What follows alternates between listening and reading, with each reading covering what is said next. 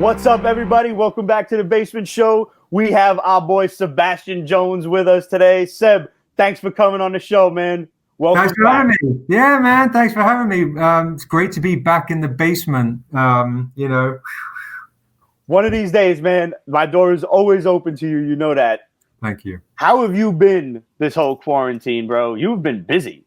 Yeah, it's been super crazy busy. First off, just trying to kind of pivot the entire business. I'm not going to conventions, as you know, like we rock at least one convention a month, every month throughout the year. And it's like, okay, and that's a huge way of A, our income, and B, just, seeing the fans and making more and so on. And it's just, we're always on the road. So it's been a big shift. And in that shift, what we've decided to do is really create new IP. I mean, that's really been the heart of this past year. In addition to like the stuff that folks know, like Niobe and the Untamed, we have new Niobe shit coming out next year. We haven't even really talked about it yet. And this new project that we've got on Kickstarter called Ruining Christmas. And dude, I have looked over this. I already kicked in on the Kickstarter. I was one of them early birds. Everything that you've got going on for this, it looks so dope. The variant covers are ridiculously cool. That Mario Kart cover, they've done 8-bit covers and shit before, 16-bit covers, and I've bitten every single one of them. There was a Deadpool one, there was a Mega Man one from Boom Studios. I'm all over those. And when I saw this Mario Kart one, I'm like, yo. And, we joked about it before the interview started, but one of the Kickstarter rewards was being able to actually be on the cover, and I mean it was a pricey kick, but the thought was, like, can I swing this? But I think I kicked in on this within about 2 hours of it being live. Right. That reward was already gone by then. I couldn't believe it. Someone had snagged it. When we were talking, I was like, whoa, it's gone. That's crazy. Somebody had that shit in their crosshairs, like, immediately. They did. And I think they found our Kickstarter page through just Kickstarter kind of pre-launch promotion. So shout out to that gentleman. So that's fantastic. That could potentially even be a new fan and not like somebody who's really familiar with your stuff. Exactly. Yeah, that's, I think, been the amazing thing about this kick is, one, it's funny because we're known for doing our dark fantasy and Niobe and all this kind of stuff. Yeah, and I've got questions about that stuff too. Okay, cool. Because some folks literally go like, hey, you're doing this. Does that mean you're not doing Niobe anymore? No, I'm a publisher. I just want to stretch this muscle. I want to get this British comedy out, mildly amusing. So we have new fans coming to Ruining Christmas. Hopefully we can turn them onto Niobe and Niobe onto Niobe fans onto Ruining Christmas. Have you seen our other 8-bit covers? Do you know we know we've got the other ones, right? Yeah, I've bought all of the Niobe ones and the Untamed, the Dusu one. There was the Ultimate Beast one. There was the Legend of Zelda one. Yes. Okay. Cool. Yeah, they're popping up on screen for you guys on YouTube. But yeah, I love those. Thank you, bro. Like I said, man, anytime I see something like that, that little nostalgia bell goes off, and I'm just like I'm that little kid again, sitting in my room playing video games. It was crazy. We were really racking our brain. Oh my God. Okay, so all right, I'm gonna let the Pete's Basement crew get in on the next kind of variant 8-bit, 16-bit kind of. You got a PB exclusive. Yeah. No one knows this, So we're going to do an exclusive dropping on our next Kickstarter, another 8-bit, and it's going to be Donkey Kong for Erathune. It's going to be the big ogre at the top, dropping shit down on the dwarfs that are trying to run up. And it's going to be fire. Yeah. And we were trying to really rack our brain, like, should we do that for this? And I was like, oh, the load screen, Mario Kart, and then not on carts, they're on sleds. And oh shit, what if someone could be on the, like 8-bitted, So yeah, no, it's really fun. It's really fun. I have to say, man, you have always had the dopest shit in your Kickstarter rewards. And I had gotten my recent Niobe Kickstarter, and all the graphic novels and stuff are upstairs. But I happen to have one thing here, so give me 1 second while I slide over. Dude, Oh, this is so ridiculous. This is so cool. And I have never really had like a LARPing weapon before. Most of my weapons are real. But right. man, this is so quality, bro. It's Yeah. solid. Like I feel like I could really hit like one of my basement brethren with this and not even like break the thing. It's good. Yeah, no, these guys, they're called Calamasil.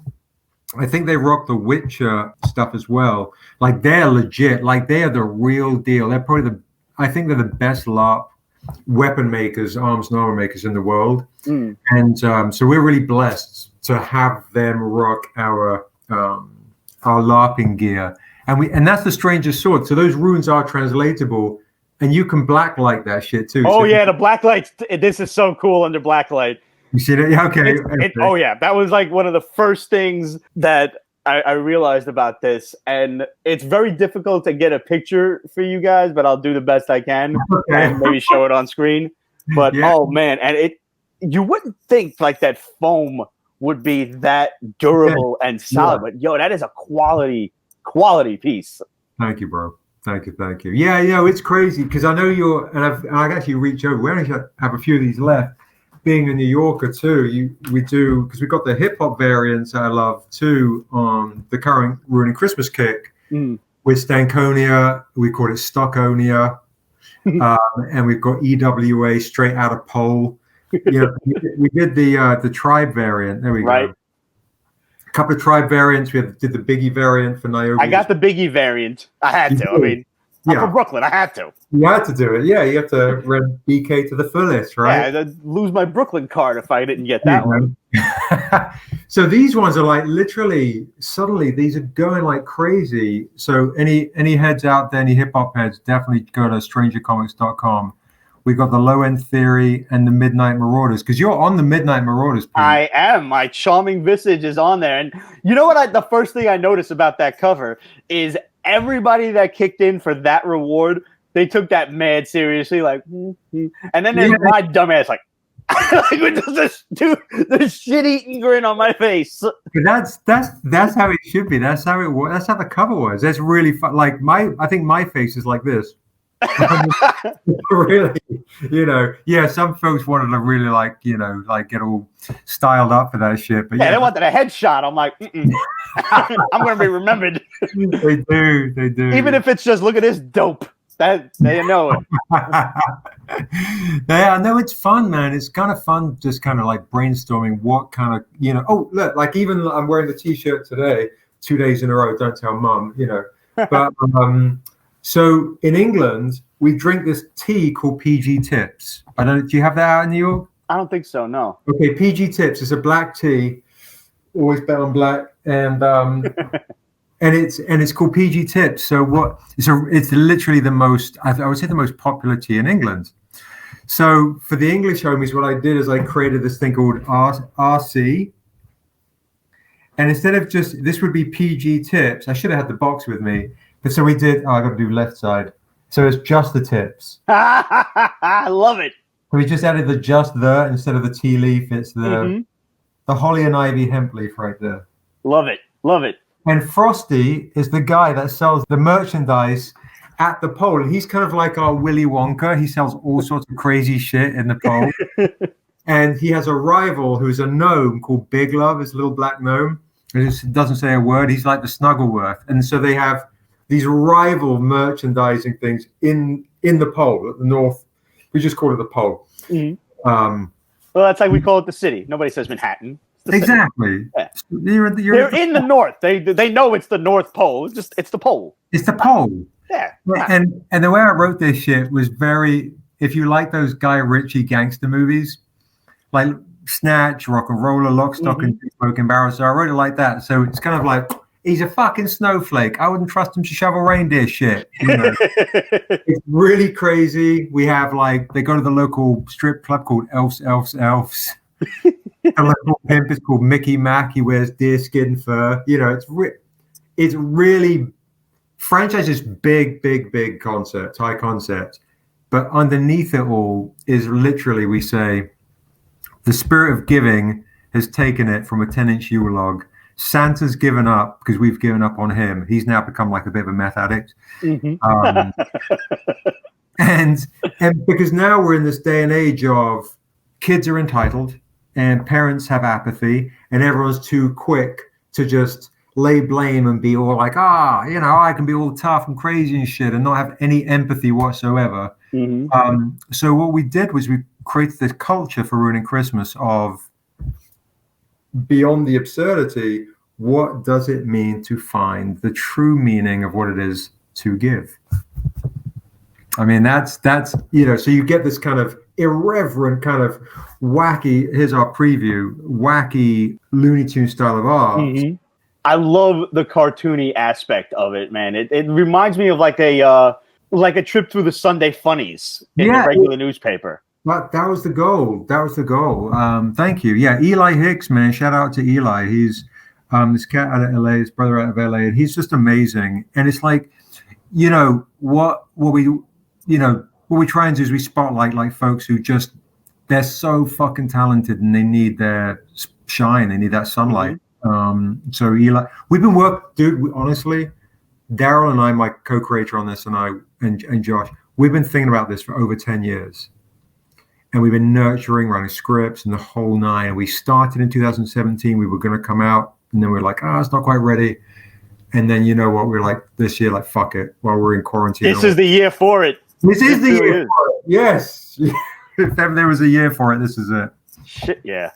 So the pitch is this. The chimney pitch is Christmas is in the fucking toilet. These two idiot Christmas elves, Gimblestop and Kuznetskova Jr., they get the shit beaten out of them by little Joey Canuggins, the rottenest kid in all the land. And they have to go on a buddy mission to get Santa's hat back that they lose to save basically all of Christmas and power up the Christmas meter. Because literally, Hitler was the last bloke to get a lump of coal. And FDR goes to Santa. He's like, you got to knock that shit off. So he's like, all right, fine. We enter the nuclear age. Okay. So they invent cheer gas. So now the naughty list coordinators, they look at the list each year and go, all right, this toe rag, this guy, this fucking cunt, blah, blah, blah. Who are the poll coordinators? Who are the naughty list coordinators? This year it's Gimble and Coos. They go, we forgot this kid, little Joey Canuggins. So they go to mace him with cheer gas. And cheer gas is almost like the substitute for love, like in happiness. So that gives you just enough to get through the holidays, right? So you go, okay. It used to be the spirit of love and giving and all that kind of shit, right? Just would would get Santa out of bed. He's a saint. And what happens when you don't worship saints? That's what they lose all that love. So that's what these fucking elves have to do. They have to go and mace kids in the face with cheer gas just to get Santa out of bed to go on his John Deere reindeer sleigh and dole out a few gifts. And we've got this other character, the Red Rogue. She is the only elf to ever get kicked out of the factory. And she's kind of like this sister who's like, she's got the powers of like Shadowcat, but she can phase in and out of snow. And she helped kill Hitler, and Hitler's main one was a Jolly Holly, kind of like a poison ivy, so it's big, dude. It's crazy.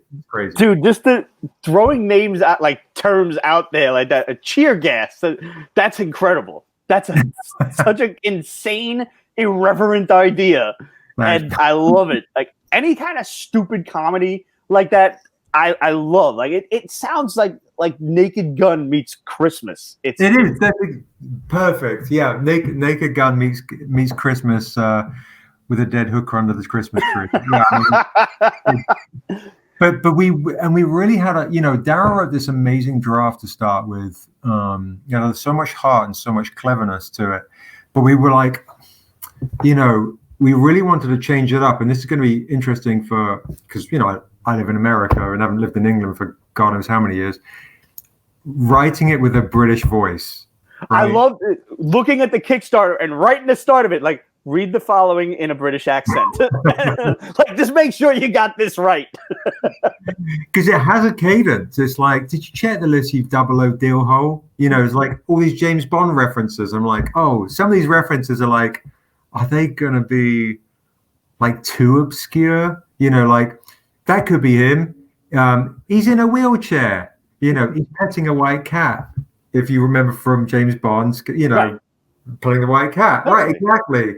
Did you check the list? Double O deal hole. You know, like, are people going to follow? I'm hoping. You know, especially folks like my age. Yeah. I mean, there are certain things that you need that British accent for.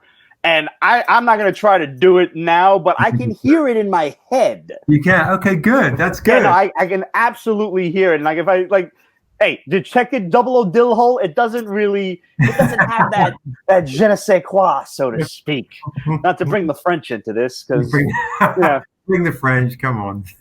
to quote actually one of my favorite comedians, Eddie Izzard, the French can be rather dodgy and in fucking French.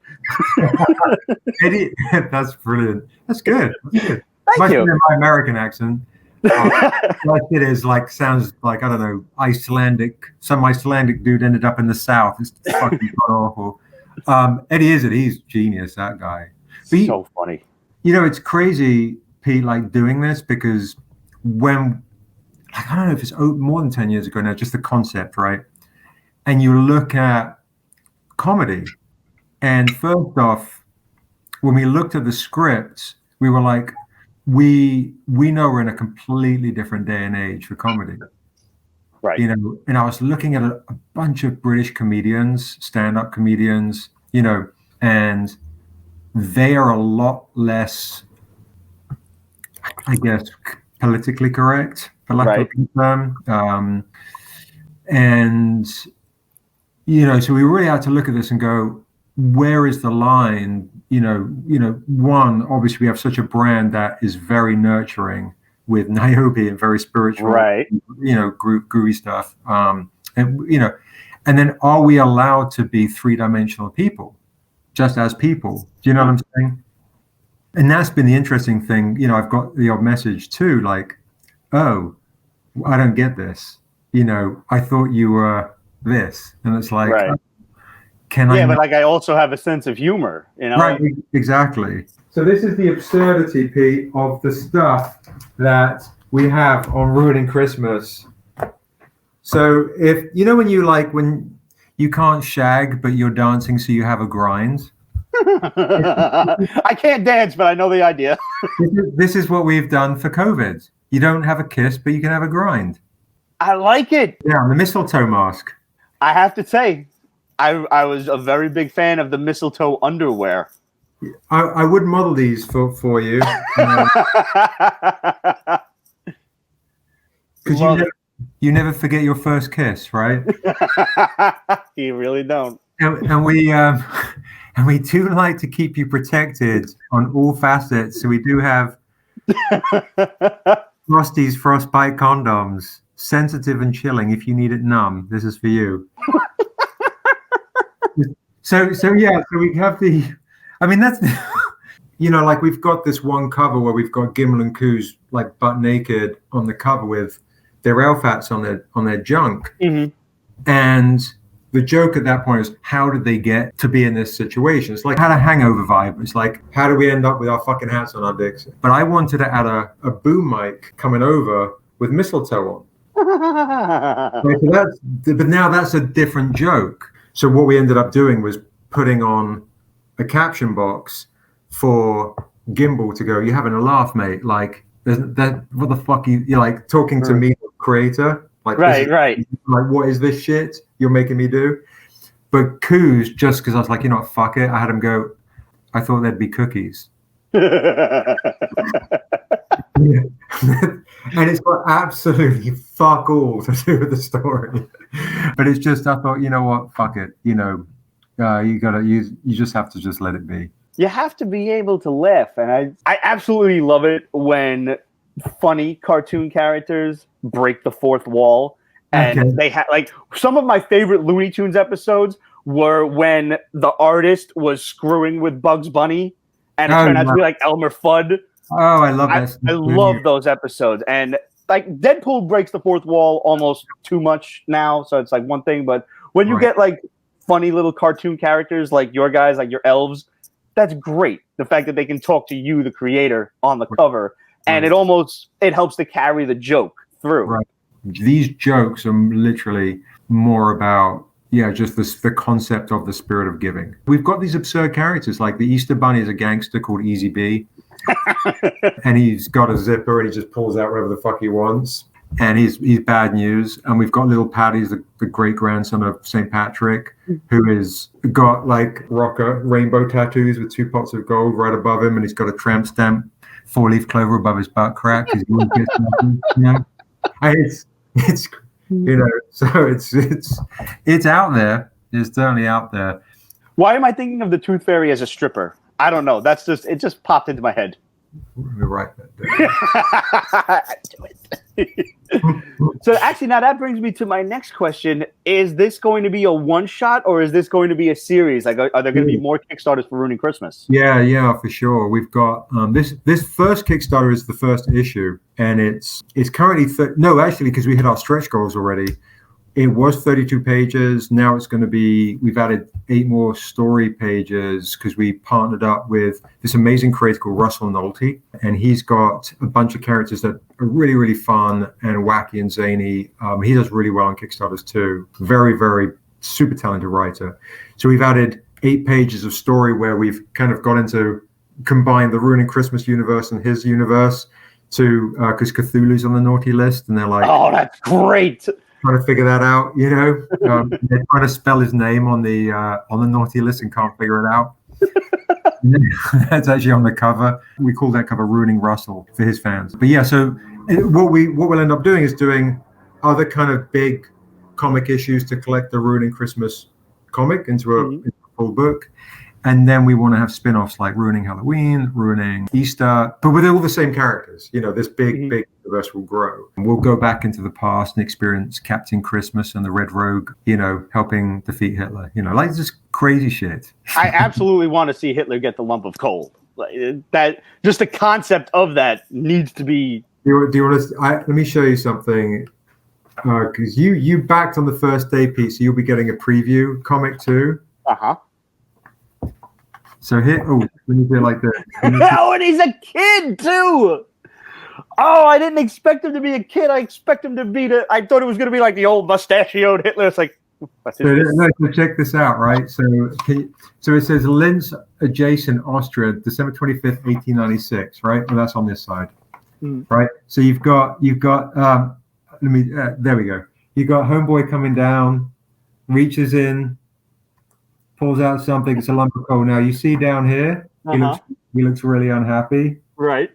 Wipes his nose, sniff, and then drops the coal. Oh my God, the coal! That's amazing. That's brilliant, dude.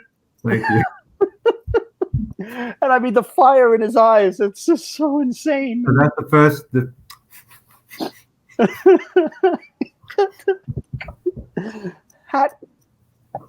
How do you come up with some shit like that? Like, what mindset do you have to put yourself in, like, to be funny?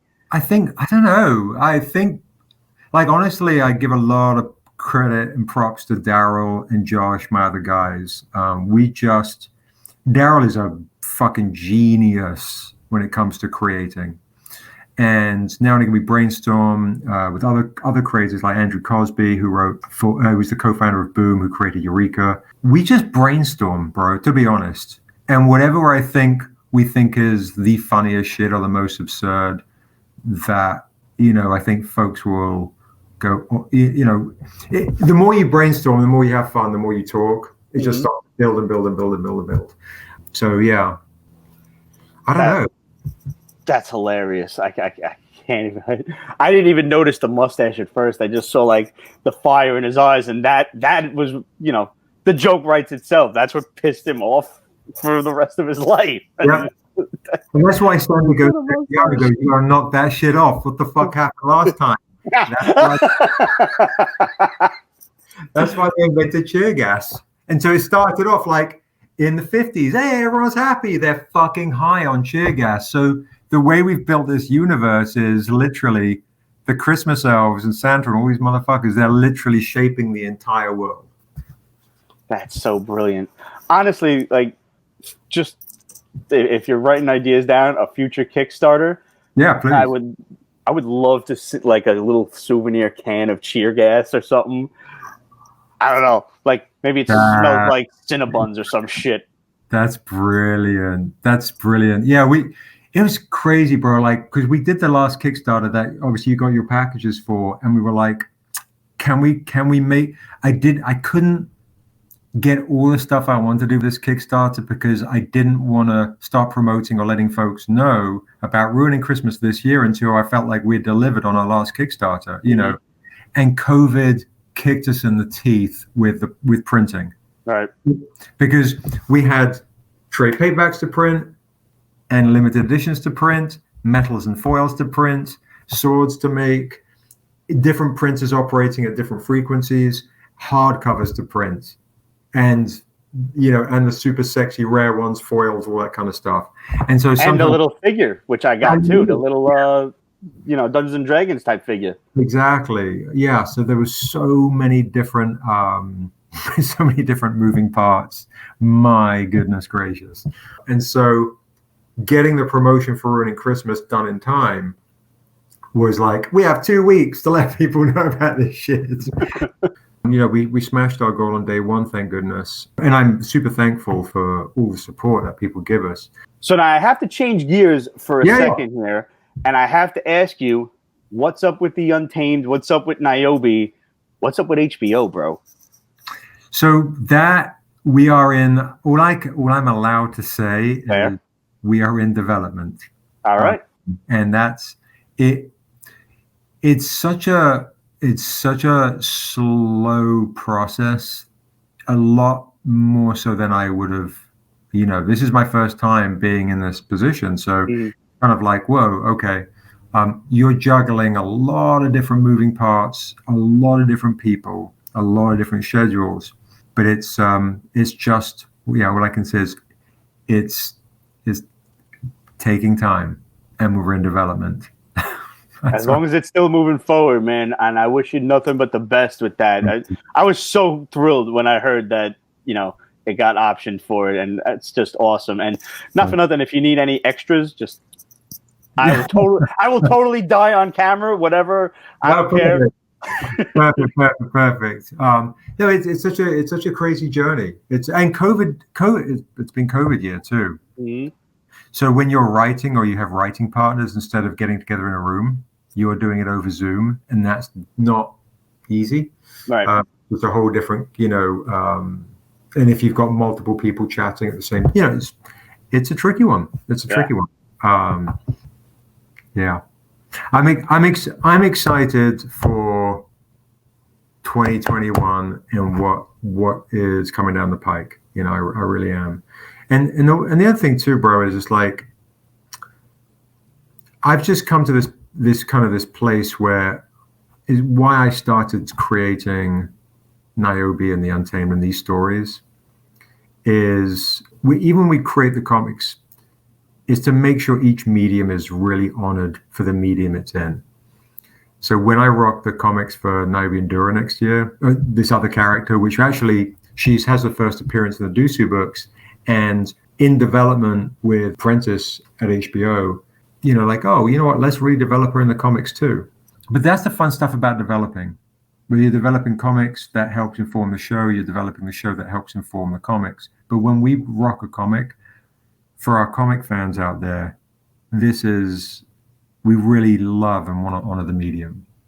And that storytelling is really, really important. Dude, you've always developed quality stuff. I love everything you've done so far. And I'm absolutely looking forward to Ruining Christmas. I can't even say enough about it. Like as soon as I saw it, I'm like, I'm in.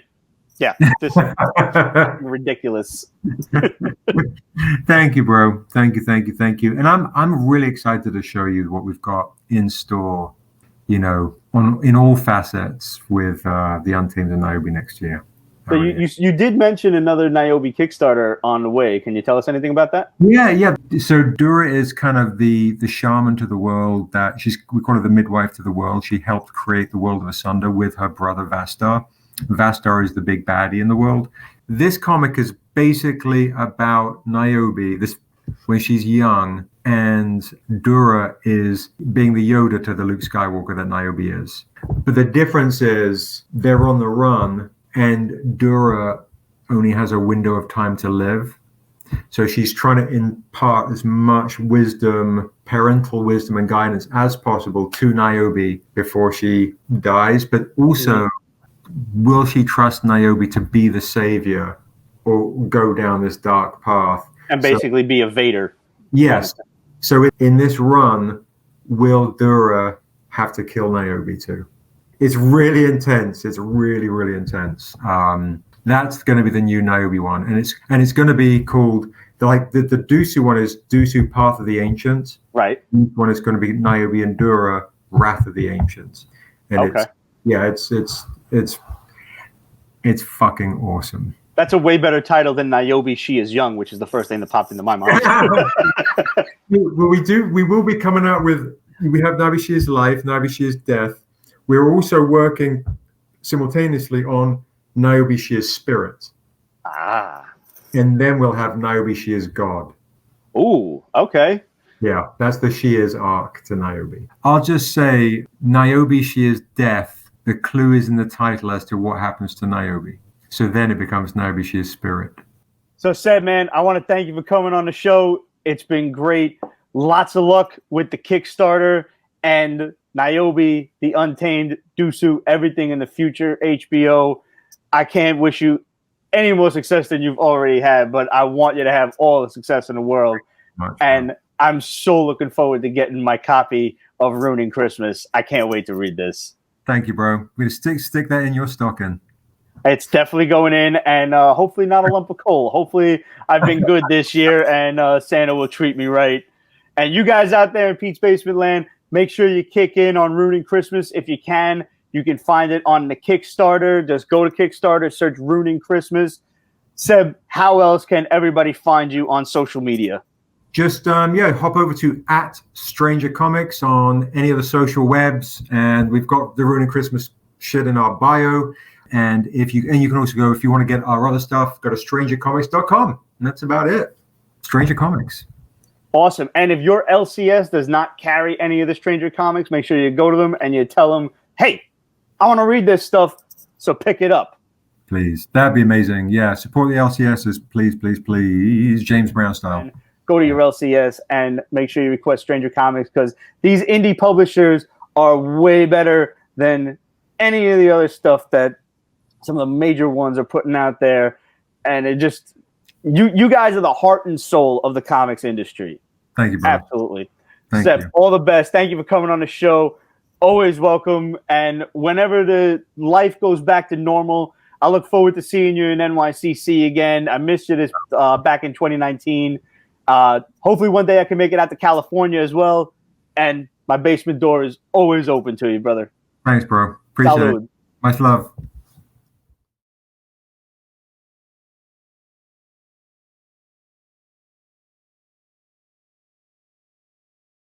Pete's Basement is copyrighted 2020, Ripped Productions. All rights reserved, so go fuck yourself.